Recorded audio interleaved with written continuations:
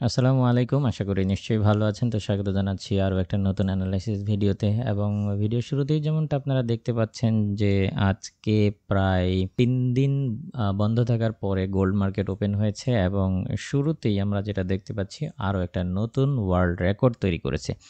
কেন এটা করেছে? এর পেছনের কারণগুলো কি? ফান্ডামেন্টাল কি ইস্যু রয়েছে? কারণ আজকে আমরা যদি লক্ষ্য করি ইকোনমিক ক্যালেন্ডারে কোনো ডেটা ছিল না। কারণ আজকেও বিভিন্ন দেশে হলিডে চলতেছে। আমি সবকিছুই ব্যাখ্যা করব এই ভিডিওতে। আশা করি ভিডিওটা স্কিপ না করে শুরু থেকে শেষ পর্যন্ত দেখবেন।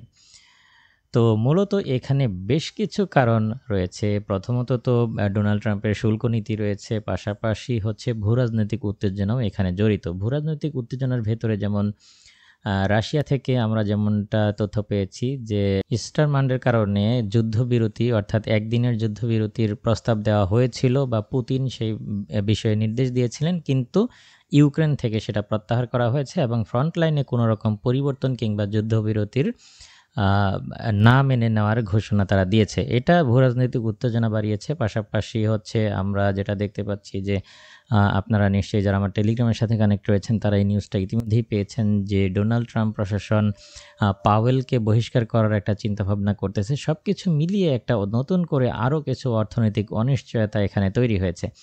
তো এই কারণেই সকাল থেকেই এশিয়া সেশনেই আমরা দেখতে পাচ্ছি যে গোল্ড একতরফাভাবে বুলিশ হচ্ছে। এখন সেই হিসেবে আমাদের করণীয় কি বা আমরা কি ধরনের ট্রেডিং প্ল্যান করতে পারি সেই ব্যাপারগুলোই আজকের এই ভিডিওতে আলোচনা করার চেষ্টা করব। তো শুরুতেই আমরা যদি ইকোনমিক ক্যালেন্ডার দেখি তাহলে দেখতে পাচ্ছেন যে স্টার মান্ডের কারণে আজকেও বিভিন্ন দেশে হচ্ছে ব্যাংক হলিডে এবং আজকেও হলিডে, যে কারণে মার্কেট তুলনামূলক যারা কারেন্সি পেয়ার নিয়ে ট্রেড করেন সেখানে অনেক স্লো অ্যাক্টিভিটি আপনারা লক্ষ্য করবেন। কিন্তু ভূরাজনৈতিক উত্তেজনা, শুল্ক নীতির কারণে গোল্ডের ক্ষেত্রে কিছুটা মুভমেন্ট আমরা পাচ্ছি মার্কেটে এবং আজকের দিনে তেমন কোনো ইকোনমিক ডেটা রিলিজ হবে না। বাট তারপরেও আমরা যেহেতু ভূরাজনৈতিক উত্তেজনা চলমান, পাশাপাশি হচ্ছে বিভিন্ন রকমের শুল্ক নীতি নিয়ে বিভিন্ন নিউজ আসতেছে, এই সমস্ত ব্যাপারগুলোতে মার্কেট কিছুটা অস্থির থাকবে, তবে তুলনামূলক কম একটা মুভমেন্ট আমরা হয়তোবা লক্ষ্য করব। তো যাই হোক, এখন আজকের দিনে আমি আপনাদেরকে অবশ্যই পরামর্শ দিব যে অবশ্যই বাই খুঁজতে হবে আমাদেরকে। এই মুহূর্তে বুলিশ ট্রেন্ড এখনও অ্যাক্টিভ, যদিও টেকনিক্যালি অনেক বুলিশ হয়েছে বা আপ হয়েছে মার্কেট, কিছুটা কারেকশন আসতে পারে, কারেকশনের বাইরে কিছু না, তবে খুব বেশি কারেকশন আসবে এটাও প্রত্যাশা করি না। বেসিক্যালি হয়তো বা এই দিকটাই আমরা পেতে পারি গোল্ডকে, সেটা 3359, 58 বা 55 এই সমস্ত এরিয়ার আশেপাশে। এখান থেকে প্রাইসটা আবারও বুলিশ হতে পারে এবং আজকের দিনে যদি অনেক বেশি বুলিশ হয় তাহলে সর্বোচ্চ সেটা হতে পারে যে $3429 পর্যন্ত মার্কেট আপ হয়ে গেলেও আমরা তাতে করে অবাক হব না। তো সেই হিসেবে আমি আপনাদেরকে পরামর্শ দেব বেশ কিছু পয়েন্ট থেকে আপনারা বাই সেল নির্ধারণ করতে পারেন আজকের দিনে। তো আমি পয়েন্টগুলো আপনাদের সাথে শেয়ার করছি যাতে করে আপনাদের বুঝতে সুবিধা হয়। প্রথমত, যদি আজকের দিনে গোল্ডকে আপনারা নিচের দিকে এই দিকটায় পেয়ে যান, এখান থেকে বায়ের চিন্তাভাবনা করতে পারেন। তবে অবশ্যই আমি সবসময় যেটা বলি সেটা হচ্ছে যে এখানে এসে প্রাইস কীভাবে রিয়েক্ট করছে সেটা বোঝার চেষ্টা করবেন। যারা প্রাইসগুলো দেখতে পান না ভিডিওতে তারা ভিডিওটা একটু হচ্ছে জুম করে দেখবেন। মোবাইল স্ক্রিনে যারা দেখেন তারা ভিডিওটা জুম করে দেখতে পারবেন। সেটা হচ্ছে $3357 আশেপাশে আসলে আপনারা বায়ের চিন্তাভাবনা কিছুটা করতে পারেন। যদি এটা ড্রডাউন করে তাহলে আপনারা হচ্ছে আরও একটা বাই এই দিকটা থেকে করতে পারেন, সেটা হচ্ছে $3335 আশেপাশে। তো আজকে হচ্ছে দুটো পজিশন আমরা দেখতে পেলাম।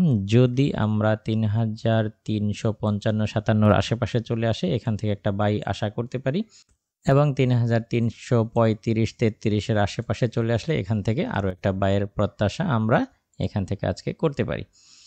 তো এই হচ্ছে মোটামুটি পজিশন। আমি পজিশনগুলো এখানে নোট করে দিচ্ছি, আপনারাও স্ক্রিনশট নিয়ে রাখবেন এবং এই সব কয়টার স্টপ লস আমরা এখানে দিতে পারি। সেটা হচ্ছে যে $3306 আশেপাশে। এখন অনেকেই প্রশ্ন করবেন স্টপ লস জোন তো অনেক বেশি বড় হয়ে যাচ্ছে, বা আপনারাও লক্ষ্য করছেন যে মার্কেট যেভাবে একটা অস্থিরভাবে মুভ করতেছে, যেভাবে এখানে বর্তমানে একটা মার্কেটে অস্থিরতা তৈরি হচ্ছে, আপনারা যদি অল্প স্টপ লস নেন সেই ক্ষেত্রে আপনাদের ফান্ড জিরো হওয়ার চান্স থাকবে এবং যদি আপনাদের এই এসএল নিয়ে ট্রেড করার অ্যাবিলিটি না থাকে তাহলে ট্রেড ইগনোর করতে পারেন। আম এছাড়া এই মুহূর্তে কিছু করার নেই। কারণ মার্কেট এখন প্রচুর অস্থির। অনেকগুলো ইস্যু ফেস করতে হচ্ছে। ভূ-রাজনৈতিক উত্তেজনা, শুল্ক নীতি, বিভিন্ন ইস্যু ফেস করতে হচ্ছে, যা আমরা অতীতে কখনোই এইভাবে ফেস করিনি।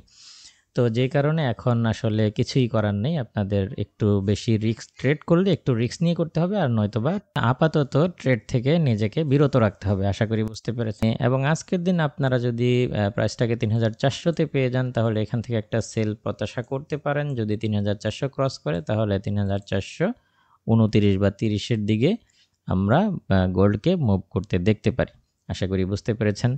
এই সেটআপ অনুযায়ী আপনারা আপনাদের ট্রেডগুলো খুব সুন্দরভাবে ম্যানেজ করবেন। এই প্রত্যাশায় আজকের ভিডিও এখানেই শেষ করছি। দেখা হবে নেক্সট ভিডিওতে।